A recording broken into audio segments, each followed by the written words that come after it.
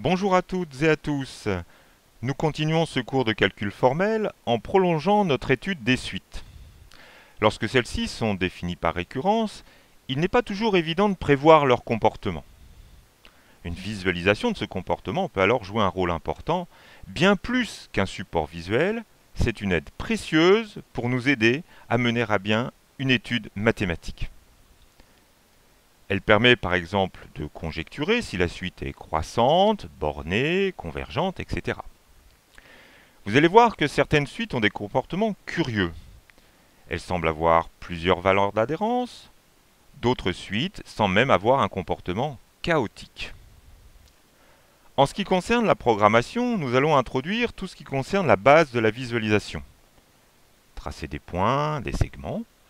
Ces quelques outils nous permettront déjà de faire des dessins intéressants.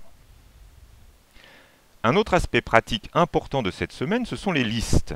Une liste peut simplement être vue comme une suite finie d'objets. Si vous savez les manipuler efficacement, comme par exemple créer une liste, ajouter un élément, extraire un élément, cela vous aidera beaucoup. Vous aurez besoin de ces nouveaux outils pour résoudre les énigmes de cette semaine.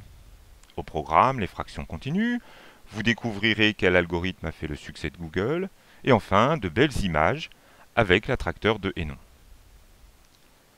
Vous êtes toujours les bienvenus dans les forums de discussion. Au passage, merci à celles et ceux qui prennent le temps d'y apporter des éléments de réponse et les rendre ainsi plus vivants. Bonne semaine et à très bientôt.